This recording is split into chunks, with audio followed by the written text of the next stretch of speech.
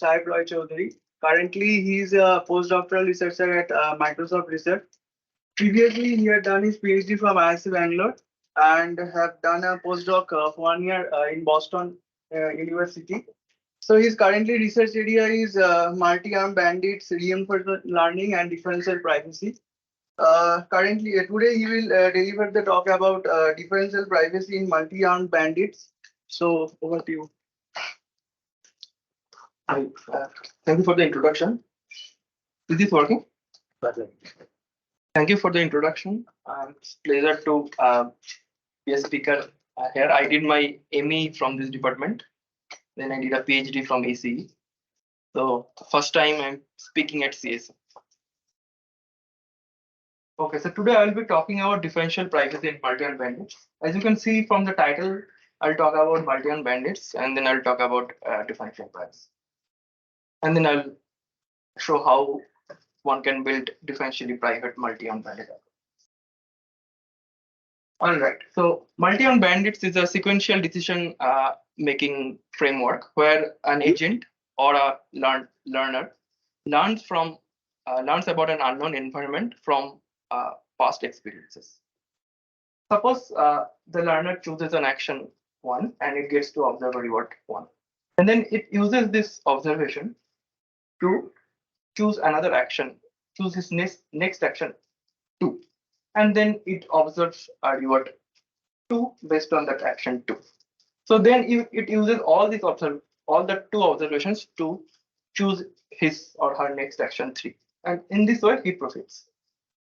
So as you can see, the learner acts based on the past data, and his goal is to maximize his reward. For example, thinking about gambling in a casino. So there are a couple of each casino machine or slot machines have a couple of arms, right? A couple of handles that one can pull, but no one knows that which handle fetch how much reward. Okay, so the goal of a gambler is to maximize his reward with as minimum pull as possible, because each pull will cost him $1 probably. And as we can all see that future rewards will depend on the present action, because the action 2 is taken based on the reward and action of time 1. So future rewards depend on the present action. So, and the data is sequentially observed in this setting. And since the learner doesn't know which arm fetches how much reward, he doesn't have any separate budget to purely explore the environment. That means to estimate which arm to pull to maximize his reward. So he always faces this dilemma between exploration and exploitation. By exploitation, I mean that suppose he has an estimate, okay, this some arm or some action is continuously fetching him good reward. But he has not probably pulled or probably experienced other handles or other actions. So he doesn't know whether he should explore to this other unobserved actions. So this dilemma he faces every time, whether to exploit his current knowledge of the system or the environments, or to explore unexplored parts of the environment, which might potentially give him better reward than the exploited parts of the environment is giving him. So this dilemma he always faces. And his goal is to solve this dilemma efficiently, so that he can maximize his reward with as minimum number of pulls as possible. Okay, this is a simple introduction of multi-armed bandits. Let me give another example or how a multi-armed bandit actually works. This is it's the simplest RL problem with no states. So let us consider n arms, right? Arm number 1, 2, 3 to n. These are all the actions the learner can pull. As I mentioned, each arm is associated with some parameters mu1 to mu1, which the learner doesn't know. You can think about mu1 to mu1 are the parameter of n Bernoulli distributions, right? And each draw from this Bernoulli distribution consider a reward. So if the draw is 1, it's a good pull. If the random sample is 0, it's a bad pull. So the learner's goal will be to maximize the number of ones he gets, and he doesn't know the parameters. For example, you can think about the arms corresponds to drugs in a clinical trial or items in a recommendation system. So I'll elaborate on this a bit later. So how a typical multi-armed bandit algorithm works? So the learning grows sequentially. Say time 1, the learning starts. Say the learner or the agent pulls arm number 2. So, and after that he gets to see a reward y1, which is sampled independently from the distribution associated with arm number 2. Okay. And the next time, say the agent pulls arm number 1. So he gets to see a reward y2, which is sampled independently from the Bernoulli distribution associated with arm number 1. Similarly, arm 3, time 3, learner pulls arm 3 and see the corresponding reward. The time 4, learner again pulls arm 2 and see the corresponding reward drawn independently from the reward distribution on arm 2. So learning goes in this and it ends at time t, and learner observes a reward say from arm number n. Okay. So, and the goal of the learner is to maximize the total reward that he gets in capital T number of rounds. All right, let me cast recommendation systems as a bandit problem. Think about in Netflix, a user logs into the Netflix, right? And there are a lot of movies. The recommendation algorithm in Netflix shows to the user. So there are 5 movies. Each movies have their own parameter, new 1 to new 5. All right. So for ith visitor, for the 30th, it's a type of everything. For the 30th visitor of the website, the recommendation algorithm recommend a movie IT, and then the user gives a rating to this movie, whether he likes the movie or not, or like a rating from 1 to 10. So recommendation systems observe a rating YT, which is drawn independently from the reward distribution of that particular movie. You can think about YT is the number between 1 to 10. It's a rating between 1 to 10. Okay. And the goal of the recommendation search engine is to recommend movies for capital T number of rounds in such a way that the sum of the ratings that it receives over T rounds gets maximized. Okay, so here bandit arms are the movies or the ads recommended to the user, and rewards are the rating. All right. Sayak? Yes. I have a question. So in the recommendation system, are the arms correlated, or you're still considering uncorrelated arms? Yeah, this example I'm considering uncorrelated arms, but arms can be correlated in other settings. Okay. In this example, I'm considering uncorrelated arms. That's why I'm always telling that the ratings which are drawn from the reward distributions are IID every time. But things can be generalized to correlated arms. Okay, thank you. Okay, so the agents or the recommendation system's goal is to maximize the sum of the ratings or maximize the reward. So one popular and well-known algorithm for bandit standard multi-armed bandits is the upper confidence bound algorithm. I think most of you are aware of it. I'll just give a brief overview. The idea here is to be optimistic under the uncertainty, because the agent doesn't know what rating the user will give to each of the movies that he or she has recommended. So he has to be optimistic under uncertainty. So at every time, the agent recommends the arm IT, which has the highest upper confidence bound among all the possible arms. So the upper confidence bound is calculated using this formula. So for each arm I, the agent first computes the sample mean of all the arms. Then it corrects it with a term, with an uncertainty term, which is square root, which is proportional to the inversely proportional to the number of times the arm has been sampled, that is Ki. So this rule inherently trades off the uncertainty. So think about this. See this picture. So mu1 hat and mu2 hat and mu1 hat are all the current sample means. And think about these small red dots. These are the uncertainty. So this distance from mu1 hat to this red dots are the uncertainty about the arm that you can think of. So agent will pull the arm which has the highest upper confidence bound. So how this rule trades off between exploration and exploitation? First, suppose some arm I has very good sample mean. So this rule will tell to pull that arm because it has high sample mean. But think about some arm which has not pulled at all, right? So there is no knowledge about sample mean, but this ki is very small, right? So since this is in the denominator, so this part will blow up. So the rule will also tell, okay, just explode that arm also because you have not got any reward from that. So this rule inherently trades off between exploration and exploitation, and it has been shown that it performs well practically and as well as it has good theoretical properties.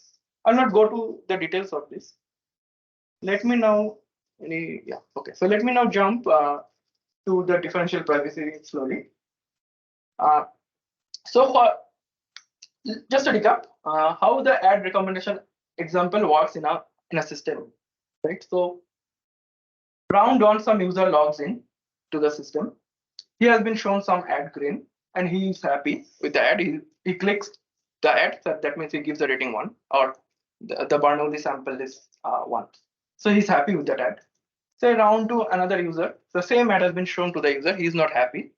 So he gives a poor rating. Similarly, round to another user comes, some different ad has been shown and he is also not happy. So he gives a rating very poor. So now this action, this ads and this rewards, which are the users click or not clicks, is being sent to the server. The server uses these three data to compute the UCBs.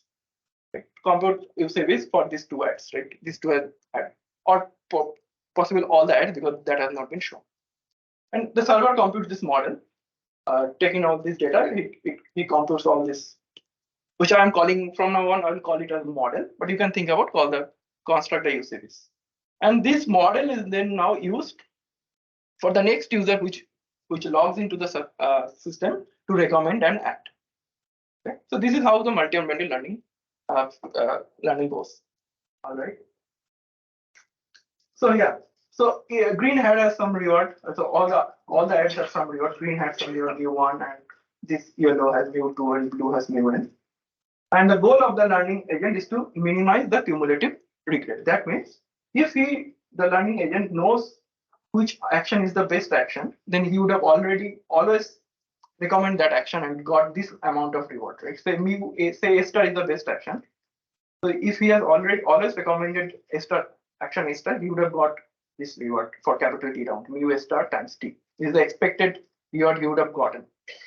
But since he doesn't know which action is the best, he keeps on recommending different actions at different times, and this is the reward that expected reward that he actually observes, actually gets in real time. So his goal is to make this quantity as low as possible. Right? So we want to build algorithms for which this quantity goes down with number of doesn't grow linearly with number of actions T.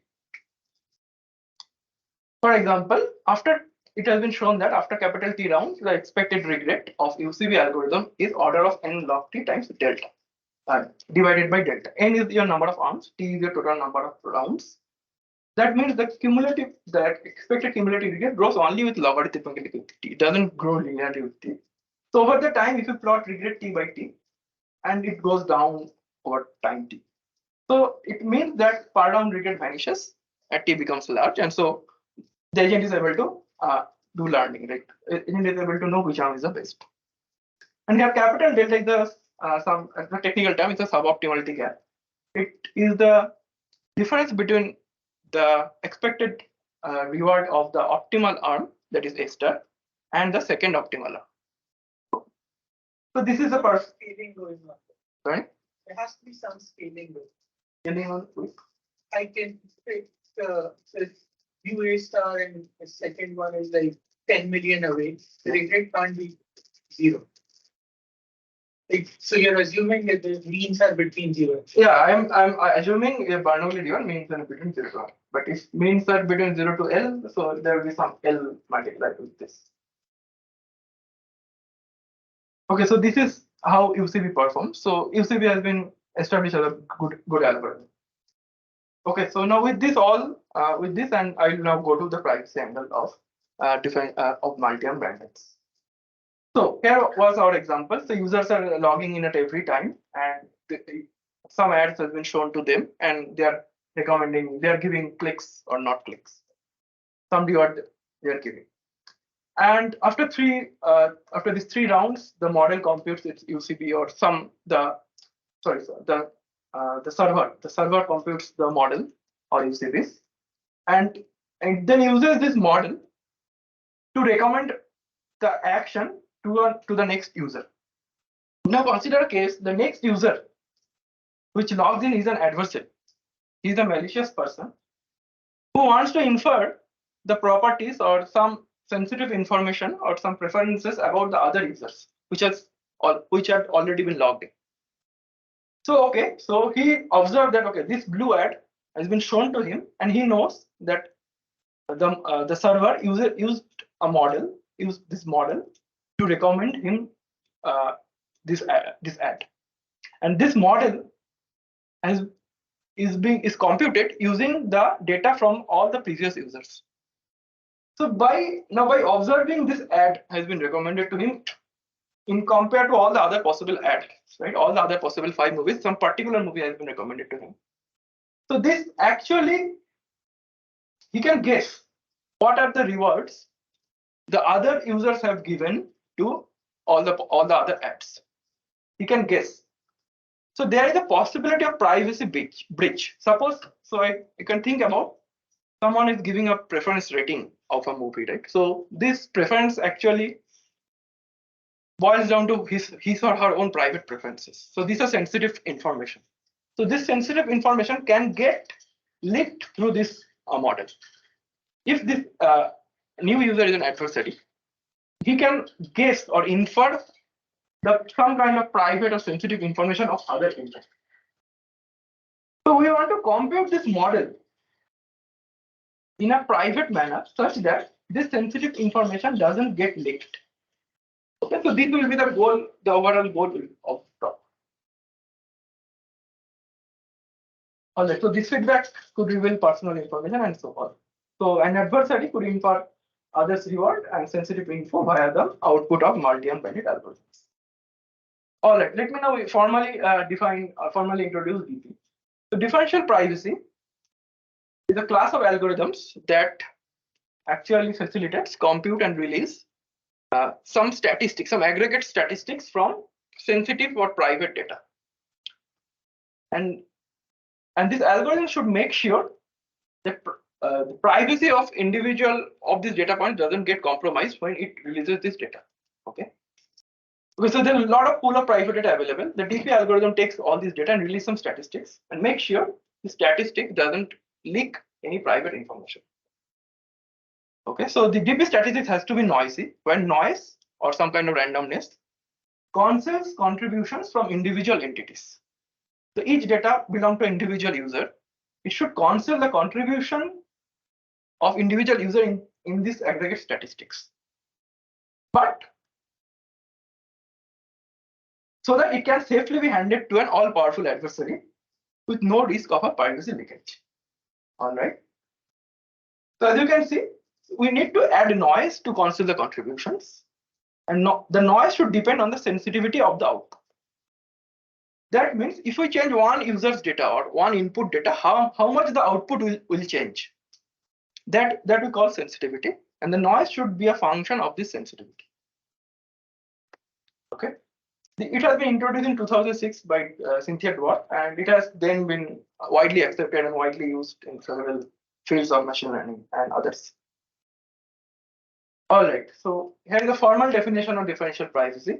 A mechanism which you can think about a randomized algorithm M satisfies epsilon differential privacy for all pairs of data sets, you think about all pairs of all set of T users, D and D prime, differing in the data of only one user.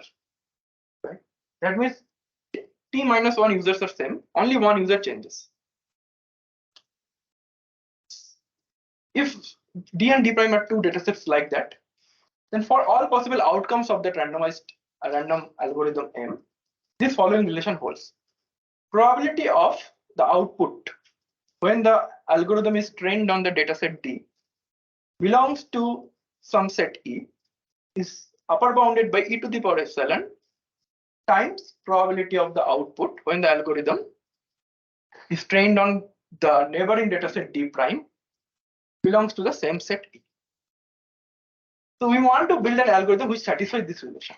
Now, why this relation is important? Because if you see that, okay, the two outputs are close to each other, right? Even if D and D prime differs a lot, differs not a lot, differs in one user, the output will be close to each other. That means seeing at the outcome of the algorithm, the adversary won't be able to tell whether D was used to train the algorithm or D prime were used to train the algorithm. That means the privacy that one single user you have changed, the privacy of the single user is protected. So whatever algorithm we build, we need to make sure this relation holds. Like a sublinear in capital T rounds is run like uniform exploration. Once you have enough users, just like keep collecting the statistics. So you have the two empirical means and the confidence bound. After, let's say something like square root T rounds, you kickstart using. The point is that a reasonably valued epsilon. So what about after that? Whatever users are coming, which are coming after capital square root T round. Yeah, the point is the single user will not fluctuate the UCB that. The empirical mean will only change by 1 over square root. And even the confidence bound will only change by a small amount. So, like till some sublinear number of rounds, we try to do this. Fluctuation by presence or absence of a single user will be overtaken by the randomness of the user. You have like a added randomness. So you have UCB with some high probability. Plus with a small probability you formulate random in here. So every after square root T rounds, right? So Square root T or like something that's proportional to the number of arms. So that both the statistics that you have empirically do not fluctuate. So at least for T that's somewhat larger than square root T that's like large enough compared to like let's say 1 over epsilon. But it's not, probably it might not recur because you can show that you can take your UCB algorithm and at every round you add a little bit amount of noise. That will also give you your square root T result. But there will be obviously a privacy cost associated. After a while, right, the presence or absence of a single user, which is like around, does not impact your statistic. Like the empirical means or confidence rates will not fluctuate. Once you see, in particular, that does have kind of you separate out so in that spirit, I'm trying to understand what is the is it a difficulty only in the first initial rounds or like no, not scale becomes larger the problem?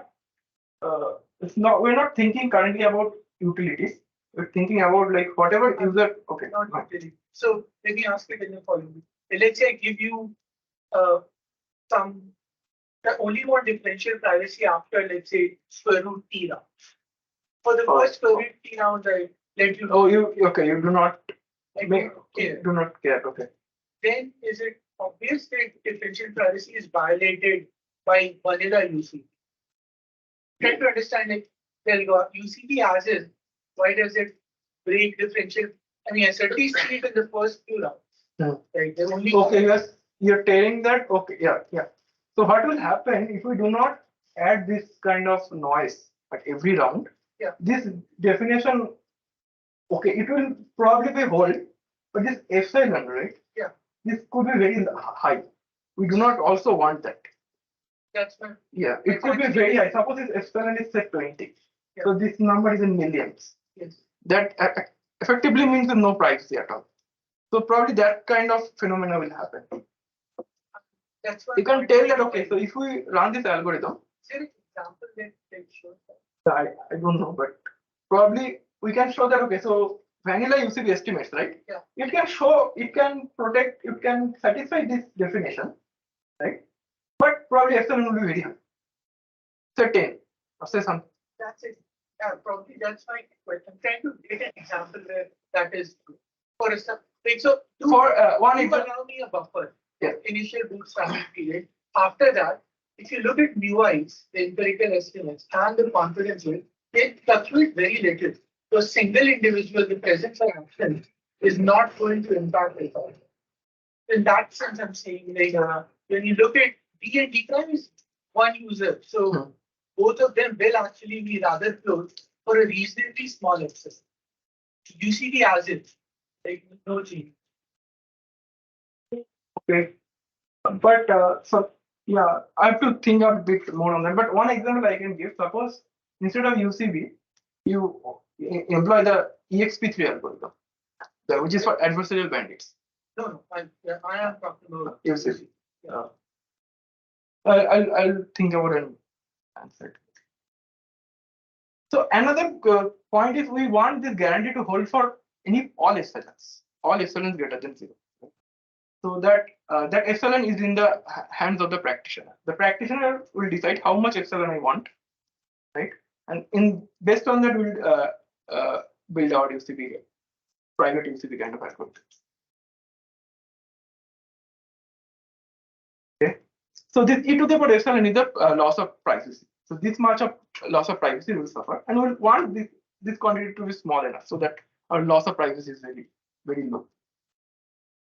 Obviously, sometimes it might happen cannot satisfy this definition exactly. So we'll probably add some failure probability, that is delta.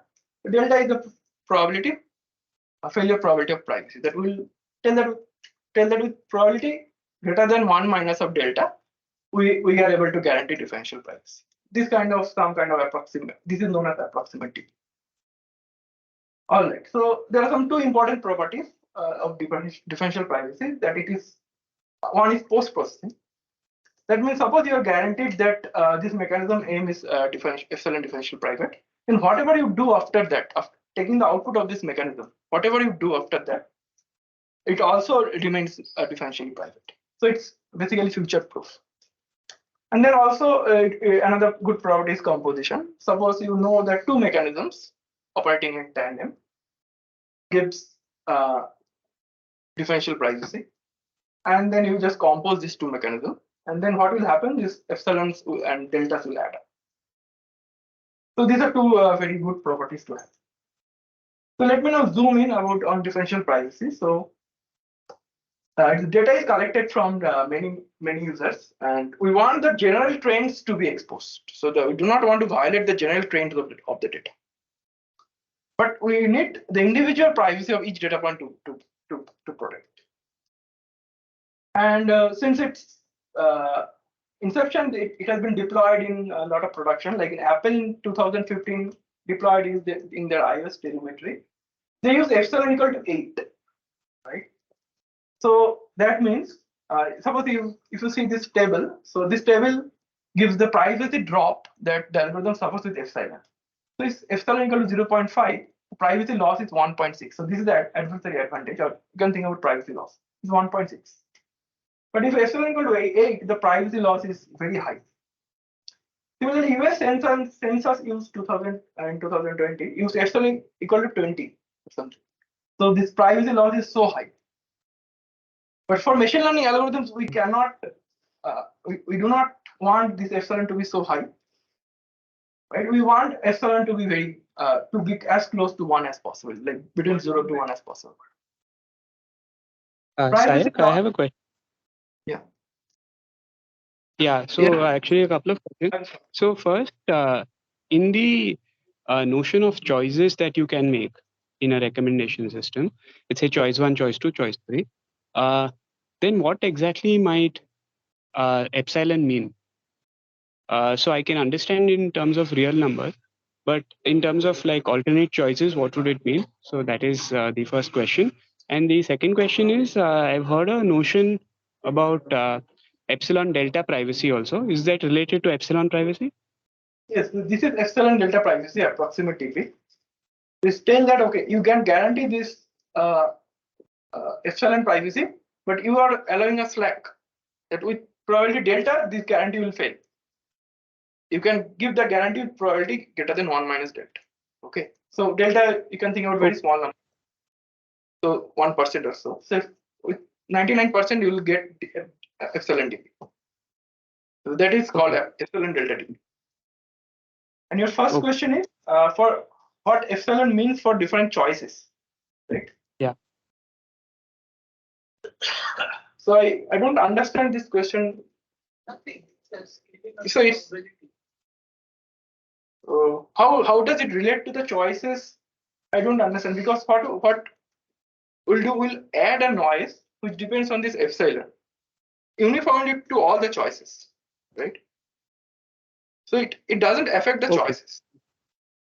Okay, it just obscured the choice that would have that the agent would have made without any epsilon. Right. So if an agent makes a choice 10000, you will add noise 1 plus epsilon epsilon epsilon to the vector. Is that right? Or? No, if the agent no.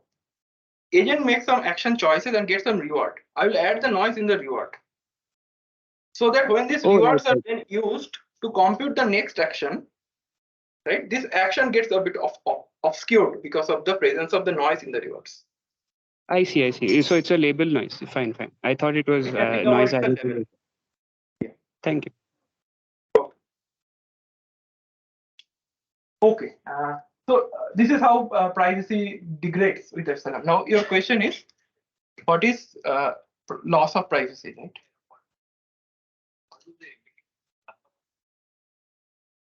No, it's not like that. It's the amount. It's called computing this quantity, right? So you take this quantity in the denominator, right? Then the ratio of these two quantities is less than e to the power epsilon. That is the number.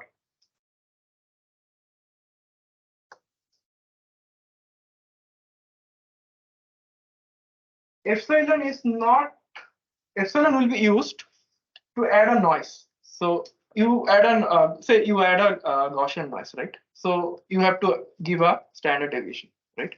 So the standard deviation will be a function of this epsilon, right? So epsilon small means you have to add a higher amount of noise. So epsilon small means your privacy protect needs to be higher, right? So you have to have a higher amount of noise added. Epsilon high means you want low privacy protection, so you can have a lower amount of noise, right? Okay. Likelihood ratio. Epsilon Probability because the E we are taking along the long likelihood ratio of exposure. One more question. So the definition of differential privacy is saying that for all types of data sets this should hold. That is, even if these are not actually sampled from some distribution. So I mean, in the bandit setting, we typically assume that these rewards are getting sampled from some distribution. So are we saying here that even if the rewards are all the participants are chosen arbitrarily and not sampled, even then this yes, even if everything is chosen arbitrarily, right? All possible data sets, right? So only the definition wants is two data sets, right? Differ in only one Context. What is in this context? D will be the rewards. So there are capital T rounds. History of rewards. Yeah, Bernoulli draws. And D prime will select D as it is. Just one draw you will change. But I guess that's one, right? These don't necessarily have to actually be Bernoulli draws, like the expansion of the sampling from this kind of. Yeah, it doesn't have to be Bernoulli draw. Yeah. Maybe I think that answers your earlier question as well.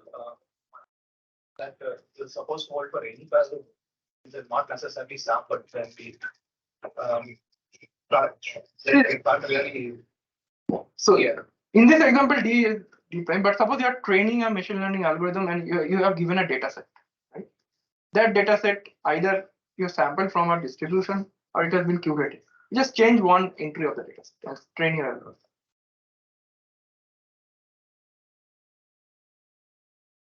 Okay, E in this bandit example is the action that you choose.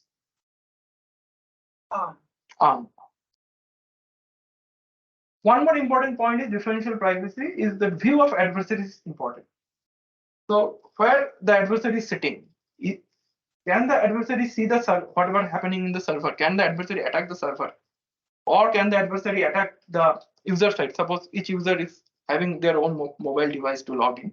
Can the adversary just attack there? So there will be different DP notions, different privacy notions based on view of the adversary. I will come to it a bit later. Okay. Hi, sir. Yeah. Sorry, one question. It's probably obvious, but from the definition of differential privacy, I saw e power epsilon in the definition, but therefore epsilon has to be between 0 and 1, right? No, epsilon can be very high, right? Yeah, obviously you should make sure. If the probabilities are low. Yeah, obviously you should know. The definition epsilon can be in anything greater than 0, but obviously you should make sure this probability thing holds, right? Suppose this right hand probability is very, very small, right? Right, 10 to the power minus 6. Then epsilon can be as high as 10 to the power 6, right? Okay, got it. Thanks. You need to make sure this is less than 1. That's it.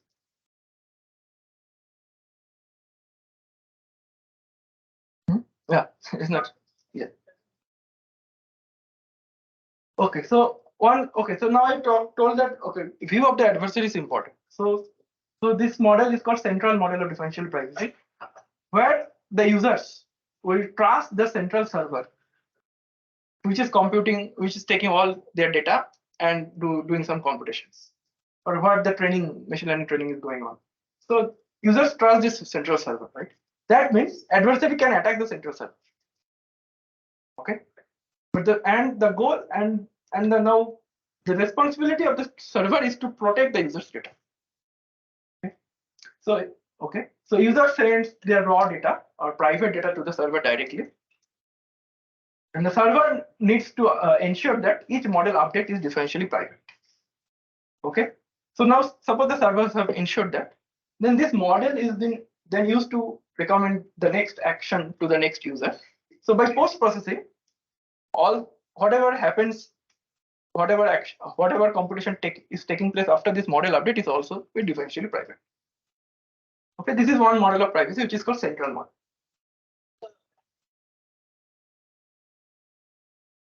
Sorry. No, adversary cannot participate. Adversary can only see the output of the training algorithm. Okay, it doesn't have a white box, which is called white box attack. It cannot attack white box. It has a black box access to the output of the central server. So now if this model is private, then whatever computation takes place after that is also be private. So users' data will be protected. Okay, so how to make sure this model is private? I'm giving a very crude example. So remember I talked about this UCB algorithm. So how to make sure this UCB are the model or the UCBs are private? Then whenever we are computing the sample mean, right, using the rewards, we just add some Laplace noise or some kind of Gaussian noise or any kind of noise you can think about. Just let's stick to Laplace noise.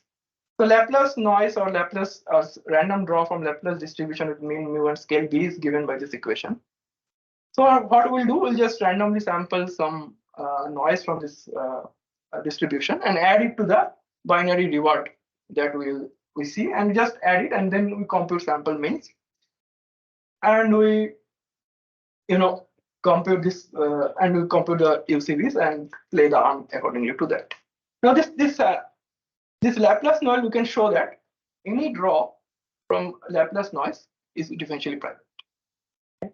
Because we'll scale the noise accordingly to the sensitivity and epsilon. Suppose you want to we want to guarantee epsilon differentially private.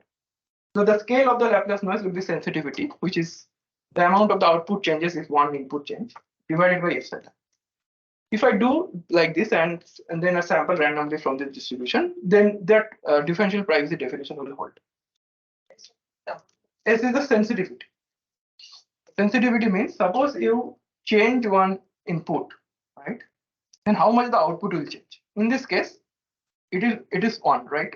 Suppose in Bernoulli reward case, you change one input, right? So then how much the output can change at max. I am computing sensitive sample mean is my output, right? It is bounded between 0 to 1. So I change one user, like one data point. So how much the output can change? At most 1. So this is a sensitivity. So noise should be proportional to the sensitivity, also divided by epsilon. So lower amount of epsilon means higher noise. That means higher price. Alright, so this is the noise adding mechanism. You can incorporate to the UCB to guarantee your UCB's price. Okay, so what are the not dependent with confidence with or the probability. No. Price. It only depends on the input to the algorithm. And what is computing the critical mean plus the it's actually like the distribution over the answer. Yeah, so I want to make sure this empirical means the price. This is my sub algorithm. Okay, then everything will happen post-process by post. So I'm ignoring a detail here because I want to make sure this number of draws are also private. I'm just ignoring these details here. Same thing will apply. So let's just think about. I want to make sure sample means are private. That is my sub algorithm. And whatever UCB computation I will do after will be post-process. It will be private due to post-process. Okay, so this is the one algorithm which is known. So they use UCB and locked in number of Laplace noise they need to add at the server, and they guarantee epsilon 0 dB. Here delta is 0, and the price cost of privacy they are adding noise. So the cost of privacy they pay over and above the regret of the UCB is order of n log t by epsilon. So this quantity is very important because if you want higher privacy, that means low epsilon, the cost of privacy will go up. But if you want lower privacy, the cost of privacy will go down accordingly. Okay, this is one model where central server is trusted. Lock the amount Sayak, I will tell you. Yes. a question about the noise. So Laplace noise is a, let's say, heavy-tailed distribution. Is it easier to analyze, or is there any other reason you go for Laplace? Question tells you so that sub exponential tells you that too. Okay. Laplace is not Laplace belongs to exponential family. Yeah. To answer your question to be too specific, like the Laplace, supported on the positive side of the real line is belongs to the exponential family. So you have exponential tail. Okay. Okay. Thank you. And okay, so now to answer your question, so there are capital T number of rounds going on, right? And so the T rewards we get. We need to protect all the T rewards, or to protect the sample means that we add, right? So since the central server is trusted, we can only add locked in number of noise to make sure all the T sample means are right. How do we do that? We take T samples and set T equal to 8, say, and then we make a binary tree of 8 nodes, right? And we only release three of the statistics. Only 3 log 8 is 3. We only need to release 3 statistics to make sure all the T sample means are private. So I can give you the details offline, but since central server has all the data, it can compute a nice binary tree and make sure only locked in noise are required. However, if the central server is not trusted, that means the users do not trust the server. that with the adversary, when the user is sending the data to the server, the attack can happen the user's mobile phone or cell phone itself. So they cannot send their raw data to the server. So before sending their data to the server, they need to make sure this data is protected, right? Ensure that whatever he or she is outputting, it should be private. So this is called the local model of privacy. Each user is protecting their data locally, not trusting on a central server. Again, here we add a Laplace, we'll consider Laplace noise. But in this case, you can use UCB algorithm, but you need to add T Laplace noise. Because there are T users, each user needs to add their own noise because it doesn't take the doesn't trust the server. So there is no point you can add lesser number of noise. You have to add total T number of Laplace noise. And you can guarantee pure DP because of the property of Laplace distribution. But the cost of privacy here is now order of 1 by epsilon squared times regret of UCB. This is a multiplicative cost. This is a cost, this is a higher amount of cost than the cost of privacy than the central model. Because you are getting more protection, like the local side, the data is protected. So more protection results to less utility. That means regret will be higher. So this is the trade-off between. If you want more protection, you will suffer in the utility. Okay, so I think I have only 10 minutes. So is there a sweet spot, right? In the central model, the protection level is low, but you have a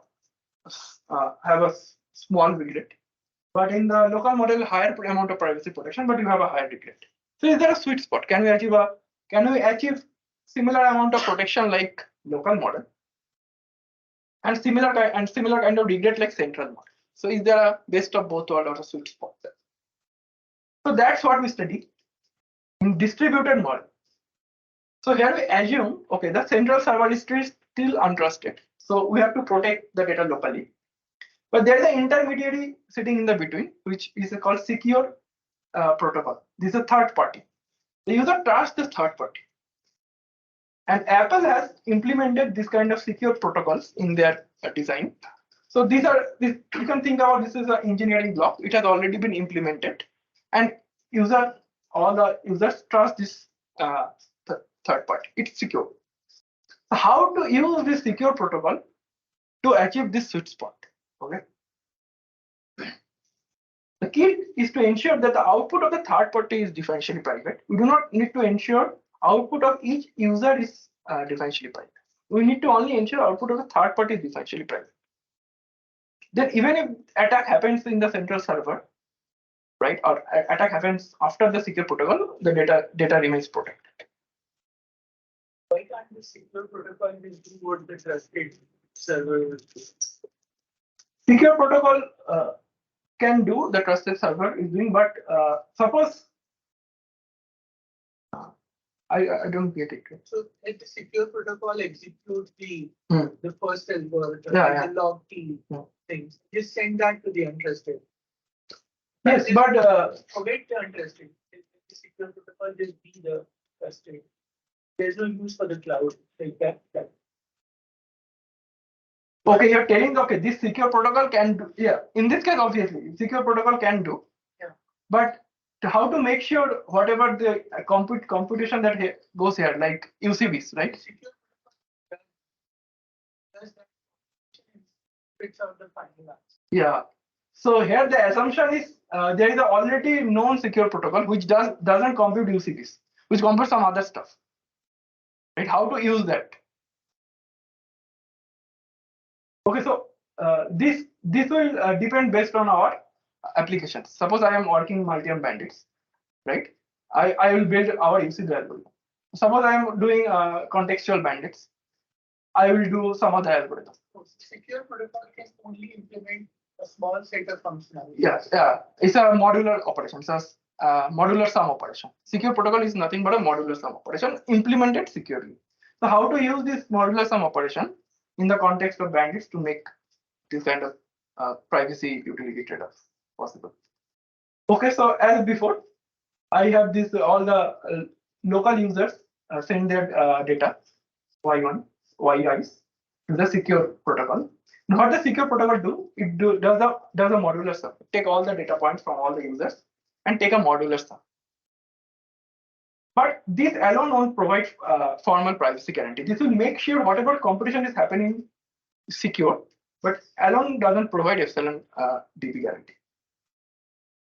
Okay, now you can see that this OII, this modular sum only work on the discrete line, right? This discrete space. So we need to make sure whatever input is going to the secure aggregation, it's a discrete. It's coming from this line set of discrete numbers. Okay, so each local randomizer needs to add privacy noise on the reward, but needs to make sure the noise is discrete because the secure aggregation needs discrete inputs. So these are some challenges I'm describing of using this secure protocol. And after the secure protocol has given its output y hat, in the central server, we need to calculate, there is some function a sit here, which calculates this a of y hat, and it needs to make sure a of y hat is an unbiased estimate of sum of these x's. That means if the sample means will be close to the true mean. That we need to make sure. All right, so let's give a algorithm. So we do not use UCB algorithm, but instead we use successive arm elimination algorithm here. So suppose how this algorithm works. Suppose we divide the total time horizon in different batches, right? And batch size is 2 to the power b. B is the batch number. We'll just exponentially increase the batch numbers. Right. So suppose in my current batch there are only 2 active actions. So the algorithm maintains a set of active actions at every batch, and keep on eliminating the actions after the batch ends. So suppose in my batch, in this current batch, I have 2 actions. So green and yellow. Green action is recommended to both. There are 2 users. Both the users, they give some reward. This has been passed to secure aggregation. And also, the yellow action is also recommended to the action. The rewards are obtained. And all these 4 has been passed to the secure aggregation. Secure aggregation does it's okay. The secure aggregation does is modular sum and all, and then a model or the UCB estimates has been computed here. Okay, and after the model or UCB estimate has been computed, we feel that okay, the orange yellow action is not good, so let's eliminate it and keep the green action. Okay? And what happens in the next batch? So now we increase the batch size, right? And whatever the actions are remaining, we will just recommend these actions to all the users, get the data from the users, pass it to the secure aggregation. Secure aggregation does its modular sum and pass it to the algorithm server, which computes this UCB. And in this way, the learning goes on until there are only 1 action left. Whenever there is 1 action left, we stop and declare that okay, this is our best action. And from now on, we'll just play this action. Okay, this is how the successive arm elimination algorithm with secure aggregation works. All right. Okay, so I have to now give you 3 components. What is a local randomizer? Right. What is I have already talked secure aggregation and what is the randomizer. So local randomizer takes this x1. Right. X1 is the original reward of the user, which is 0,1. You can think about one only. But it needs to make sure it is, say x is from the interval 0 to 1. It needs to make sure the output y is discrete, right? So it does something called sorry, what is happening? It's not visible. Okay, so what it does, it takes xi and gives spit out yi. What it actually does, it makes sure it is the yi is a discretized version of xi. Okay, it is called randomized rounding. So now all the yi's are here. Then we can compute this modular sum, and the analyzer takes y hat and output a of y hat. And this is also not visible. So what actually it does, it actually whatever noise, whatever error has crept up in this randomized rounding procedure, it actually denoise that part, de-error that part, so that the output of the analyzer is an unbiased estimate of the true mean.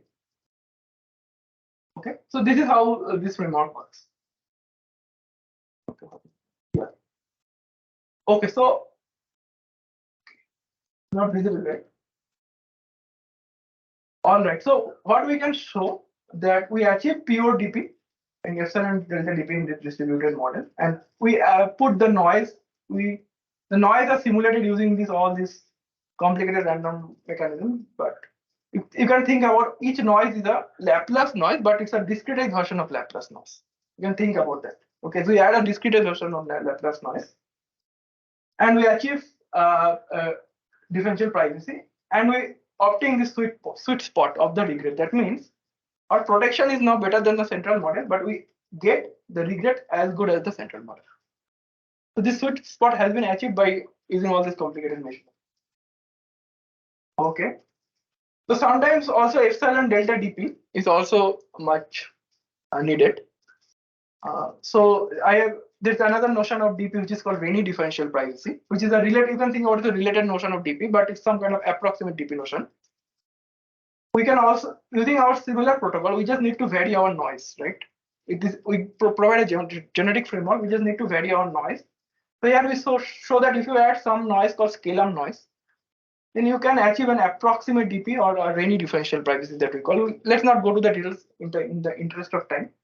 But all we can show that you can, if you are willing to give a slack like this, okay, give a slack that I do not need a pure DP, I need some kind of approximate DP, then I can achieve a better regret. So previously the regret was n log t, here I can achieve a n square root of log t. So some kind of much better regret I can also achieve. So this kind of trade-off, this kind of things you can play around with this framework. You add different kind of noise, you get a different kind of utility privacy trade-off. So you can play around with this framework. So okay, so this kind of graph you can get. That is your green is your, what is this? This one, this black, right? These colors are not visible at all. Okay, so this black is the regret of your central model, which is the last line in this card. And this blue is what we get using this distributed regret model, distributed privacy. So we can see in these graphs that we actually over the time we goes to the regret of the central model. So whatever we're proposing in the theory, that also holds in the practice. And also you can see that this Renyi differential privacy regret is lower than the pure differential privacy, right? So I think I can stop here. I have some slides on linear contextual bandits. Let me go over it very quickly. Just telling that suppose you not only need to protect the user's reward, but some kind of contextual information of each reward, which is CT. The rewards are linear function of this user's context and actions. You not only need to protect the user's reward, but also the context. Context can be users' gender, users' locations, users' age and all. Suppose you also need to protect these things. So you can apply all this machinery that I talked about, similar kind of machinery, to protect context and rewards both. So this formulation is called contextual bandits. I'm not going to the details because of the time, but similar machinery can be applied. Okay.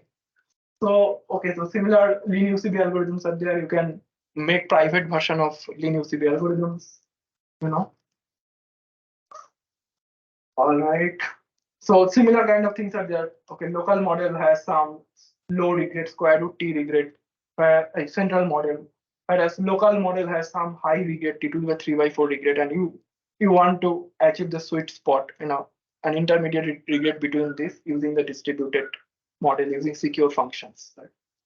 So whatever I've shown in standard bandits also applied in contextual bandits, but with different machinery.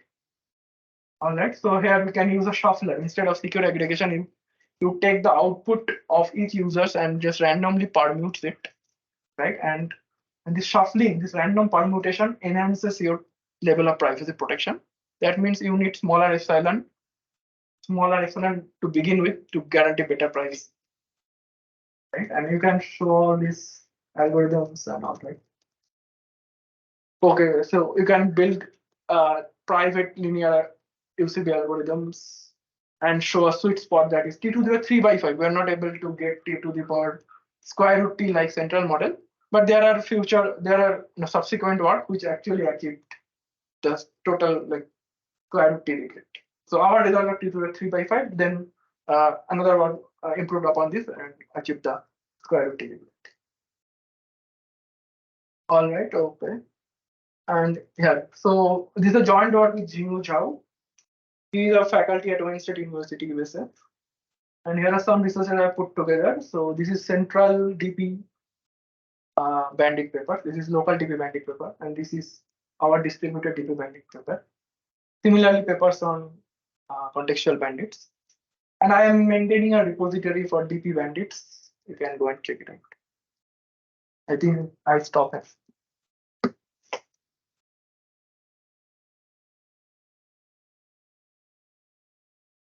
Yeah, any questions? So, are there any more lower bounds on at least how much regret cost you have to achieve to get some degree of privacy? Yeah, lower bounds are there for bandits, right? For bandits, lower bounds are there for the local model. Central model, there is no lower bound.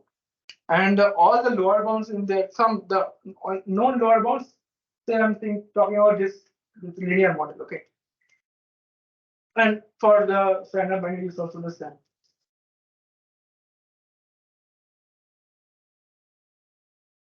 There's a big open question here. So the known upper bound in local model, local differential privacy model is t to the 3 by 4, the square root epsilon, okay? So the known lower bound is square root t by square root epsilon in the local model, known lower bound. Central model, there is no lower bound yet. Okay, so we do not know how to prove it. And this lower bound also we do not know. So since there is square root, we do not know which one is tighter. We are not able to prove t to the 3 by 4 to square root. We are not able to do it. Right? We tried a bit, but I'm not able to do it. But this gap is still there, and obviously there are no lower bound in the central model. But things are solved in the PODP. PODP, there are lower bounds, there are upper bounds, and everything matches. Things are solved there. But in linear bandit with DP, a lot of open questions. So first of all, get a lower bound for square root t for central model. There is one lower bound which is wrong, so it's open. And local DP lower bound is square root t, but upper bound is t to the 3 by 4. There is also a gap. Okay, so these are all open questions. Hi, I have a question. So you had mentioned maybe I missed that part because it was a little fast, but in the Lin UCB part, you said you could protect the context as well. Is it still label noise or is it noise added on the feature set, that is the X side? It is both. And can you it is both. We'll add and noise. the follow-up question is, are there open questions on the RL side as well, or is all of that solved? Not the lower bounds, just the upper bounds. Okay, RL side, now we'll go to tabular RL first. Okay. Tabular RL, there are this kind of, we have one paper where we do all the central model, local model, distributed model, tabular RL. Upper bounds are there, lower bounds are, there's one lower bound which is wrong. So lower bounds are not there, all every possible models. Okay. So similar results are also there for linear RL, right? Linear RL means your reward function is linear. Also, your transition distribution is linear, which is a very unrealistic assumption, right? So under this model in Markov decision processes, right? So you can have this similar kind of machineries everywhere and get this square root t to the 3 by 4 regret in RL also, right? But similarly, lower bounds are not there. Okay. More or less, the questions are solved partially for RL because the lower bounds are not there anywhere.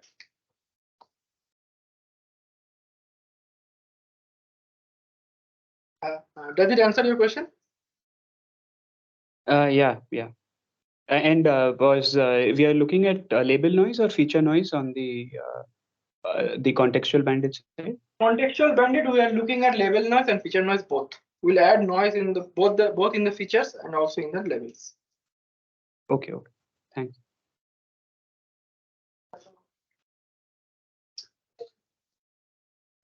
Results at the following time, that if I give you low ignite algorithm.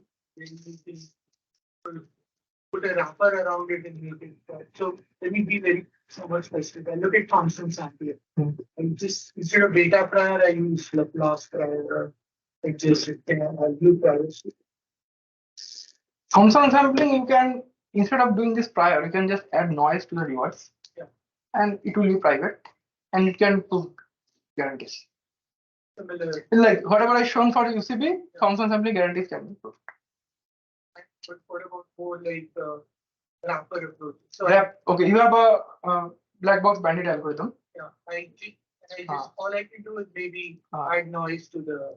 Yes, those algorithms are also for, I don't know about bandits, but there is one thing here. What we are doing, all these algorithms, we are opening up the box. Like bandit algorithm, you can think about a black box. We are opening up the black box, and whatever computation is going on, we are picking there and making some kind of our modifications there. Right? But there are another approaches which is called output perturbation based methods. Whatever output your bandit algorithm say action it's required, right? Suppose your action is a d-dimensional vector in linear bandit. You just perturb it by some noise.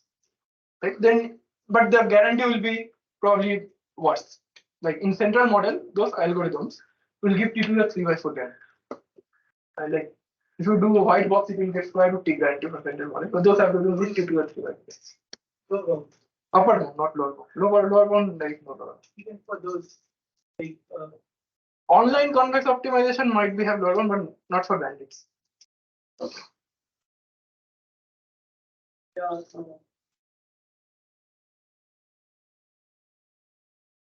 yeah, thank you for the talk. So there is a small gift from Okay. the family. No, thank you.